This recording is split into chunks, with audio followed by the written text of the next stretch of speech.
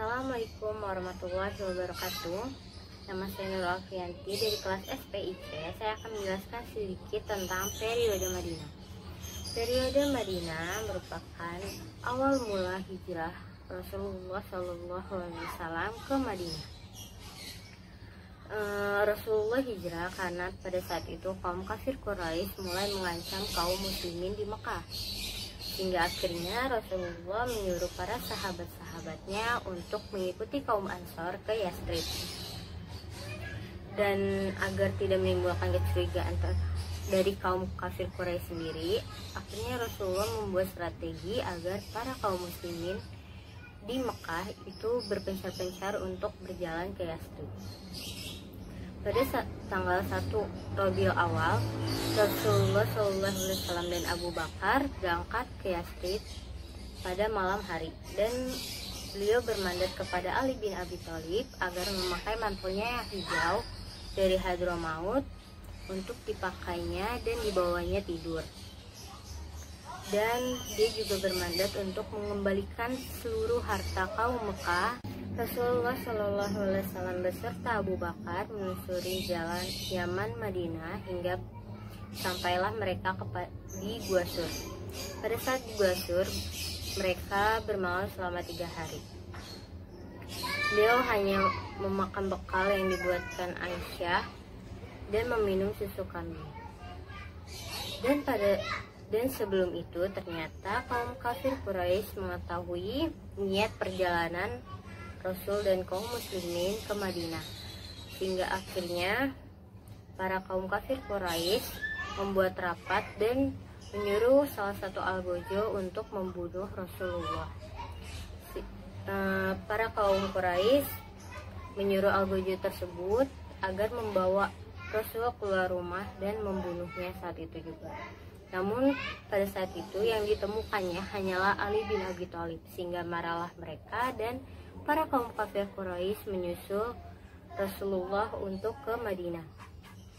Pada saat kaum kafir Quraisy sampai di Gua Sur, yang dilihatnya hanyalah sarang burung dan jaring laba-laba.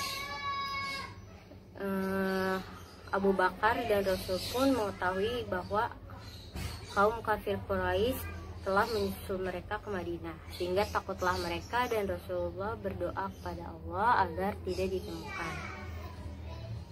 Sehingga pada saat itu kaum kafir Quraisy yang hanya melihat sarang burung dan jaring laba-laba berpikir bahwa tidak ada satu orang pun di dalam gua tersebut, sehingga mereka melanjutkan perjalanan lagi, dan Rasulullah SAW dan Abu Bakar tidak ketahuan bahwa mereka ada di Gua Sur. Akhirnya dari Gua Sur tersebut beliau melanjutkan perjalanannya hingga sampai pada 5 km dari Yathrib. Nabi beristirahat di rumah Qasim bin Hindun. Di halaman rumah tersebut beliau membangun sebuah masjid yang akan menjadi masjid pertama di Madinah. Dan pada tanggal 12 Rabiul Awal, Rasulullah SAW beserta Abu Bakar dan sahabat-sahabatnya sampai di Madinah yang disambut dengan kaum Ansor dengan menyerukan syair-syair beserta pujian terhadap Rasulullah. Penduduk Madinah kota sendiri terbagi dari 2 suku. Yang pertama, suku Khazraj dan suku besar Aus.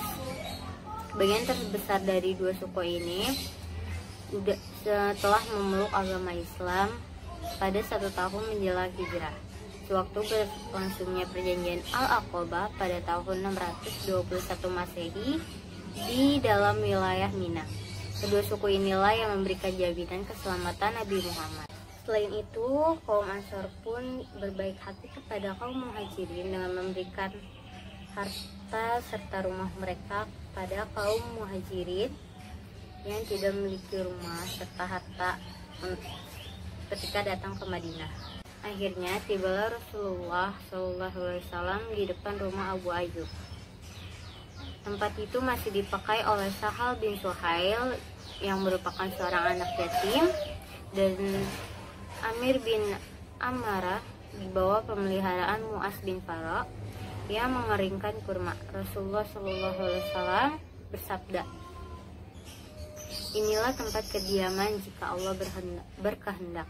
Lalu beliau berdoa sampai 4 kali, yaitu, ya Tuhan, mudahkanlah Engkau menempatkan daku pada tempat kediaman yang diberkahi, dan Engkaulah sebaik-baiknya yang memberi tempat kediaman. Maka Rasulullah SAW turun dari untanya untuk berdiam di rumah Abu Ayyub.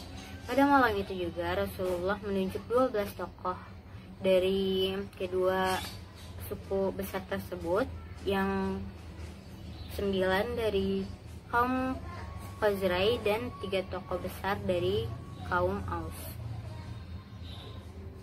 Dari sini Rasulullah mulai meningkatkan persaudaraan yang sangat erat antara sahabat-sahabatnya yang ada di Madinah dengan yang berasal di Makkah juga. Setiap seorang Ansor bersahabat dengan satu orang Muhajirin, sehingga para pendatang dari Mekah karena agamanya itu tidaklah merasa sepi, bingung, dan asing.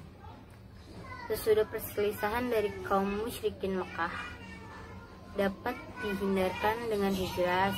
Sekarang Rasulullah berhadapan dengan kaum Yahudi Yastrib yang sudah ratusan tahun berdiam di sana. Mereka itu terdiri dari kaum Quraisyah dan Bani Nadir serta Bani Qainuqa. Karena dilatar belakangi oleh alasan bahwa Rasulullah SAW berasal dari Bani Ismail, bukan dari Bani Israel. Demikian mereka pun akhirnya timbul. Menurut Ahmad Syalabi, ada 5 faktor yang mendorong orang Quraisy menentang seruan Islam, yaitu 1. Mereka tidak dapat membedakan antara kenabian dan kekuasaan. Mereka mengira bahwa tunduk kepada seruan Muhammad berarti tunduk kepada kepemimpinan Bani Abdul Muthalib. 2. Nabi Muhammad menyerahkan persamaan hak antara bangsawan dan hamba sahaya. Hal ini tidak disetujui oleh bangsawan Quraisy. 3. Para pemimpin Quraisy tidak dapat menerima ajaran tentang kebangkitan kembali dari pembalasan di akhirat. 4 maksud saya, takkit pada nenek moyang adalah kebiasaan yang berakar pada bangsa Arab. 5. Pemabat dan penjual patung menganggap dan memandang Islam sebagai penghalang rezeki mereka. Di Madinah, Nabi bukan saja memimpin keagamaan, melainkan juga memimpin pemerintahan. Masyarakat Madinah yang multi etnis dengan keyakinan agama yang beragam, dengan pluralitas komposisi masyarakat ternyata tidak luput dari pengamatan Nabi. Di salah satu sisi, pluralitas masyarakat dapat menimbulkan konflik yang terjadi pada suatu integritas negara. Rasulullah segera mengambil inisiatif menetapkan piagam politik atau yang sering disebut dengan Piagam Madinah, perjanjian dengan komunitas Yahudi yang katakanlah dapat disebut sebagai kontrak sosial pertama di dalam sejarah umat manusia, adalah untuk membina kesatuan hidup berbagai golongan warga di Madinah. Dalam piagam tersebut dirumuskan kebebasan beragama, hubungan antar kelompok, kewajiban mempertahankan kesatuan, dan membangun tatanan hidup bersama yang mantap dengan mengikutsertakan semua golongan meskipun berbeda ras, keturunan, ataupun agama. Menurut Harun Nasution, Piagam Madinah tersebut mengandung aturan pokok tatanan kehidupan bersama di Madinah agar terbentuk kesatuan hidup di antara seluruh penghuninya. Kesatuan hidup ini dipimpin oleh Rasulullah sendiri. Kesepakatan kontrak inilah yang membuat menjadi dokumen konstitusi bagi lahirnya negara yang berdaulat. Dengan demikian, di Madinah, Nabi Muhammad bukan hanya mengemban tugas-tugas keagamaan sebagai Rasulullah, melainkan juga sebagai kepala negara. Sistem pemerintahan negara Madinah secara keseluruhan dan konstitusinya menganut paham desentralisasi. Masalah intern kelompok diselesaikan oleh kelompok masing-masing. kecuali mengangkut masalah yang berhubungan dengan kelompok lain. Masalah tersebut akan ditangani oleh Rasulullah sendiri. Munawir Sazali menyimpulkan prinsip dasar piagam ini sebagai berikut. Yang pertama, semua pemeluk Islam meskipun berasal dari banyak suku tetapi merupakan satu komunitas. 2. Hubungan antar anggota komunitas Islam dengan anggota komunitas yang lain didasarkan atas prinsip-prinsip. 3. Bertetanggaan dengan baik. 4. Saling membantu dalam menghadapi musuh bersama. 5.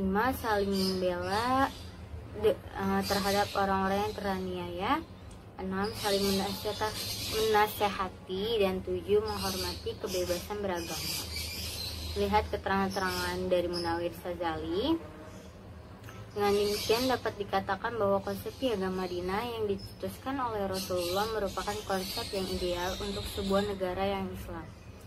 Dan itu merupakan undang-undang yang pertama yang ditulis di dunia.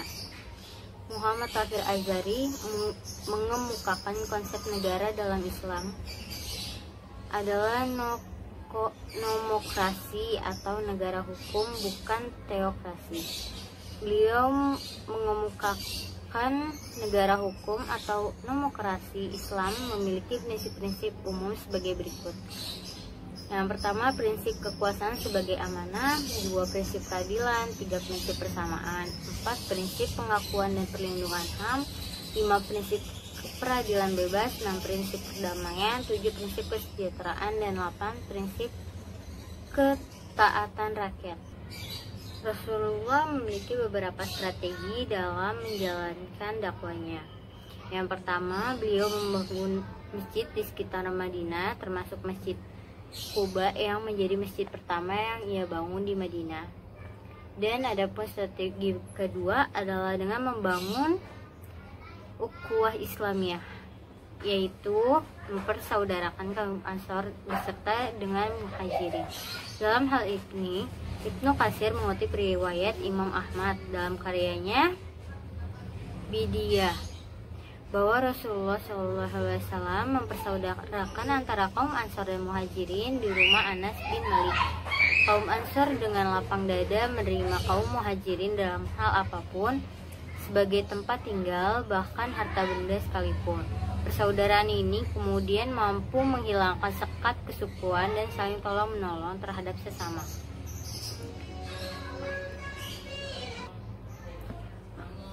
Bukan itu saja, kaum Ansor menyediakan rumah mereka, bahkan istri mereka ada yang diceraikan untuk dinikahkan kepada kaum Muhajirin. Persaudaraan ini menjadi lebih kuat daripada hanya berdasarkan keturunan. Sebelum kaum Ansor yang terdiri dari suku Aus dan Khazraj saling bermusuhan, ukhuwah yang membereskan iman di bawah risalah Nabi Muhammad Rasulullah SAW telah melunakkan hati mereka. Keberhasilan Rasulullah dalam mempersaudarakan kaum Muhajirin dan kaum Ansar sendiri dilepas dari kecerdasan beliau dalam melenyapkan ikatan kesukuan. Dengan demikian, Rasulullah SAW telah berhasil menyatukan kebinekaan dalam kehidupan sosial masyarakat Madinah kala itu. Bukan hanya menyatukan, tetapi Rasulullah juga mampu melenyapkan paham primordialisme kesukuan di antara Muslim, dari baik suku Aus, Khazraj maupun suku-suku lainnya dari Madinah. Pada akhirnya permusuhan berubah menjadi saling tolong-menolong, saling berbagi dalam keadaan suka maupun duka. Setelah strategi yang kedua, yaitu mempersatukan antara kaum-kaum Madinah dan Mekah, strategi yang ketiga adalah membuat perjanjian dengan non-muslim. Penduduk Madinah di awal kedatangan Rasulullah terdiri dari 3 kelompok, yaitu bangsa Arab Muslim, bangsa Arab non-muslim, dan orang Yahudi.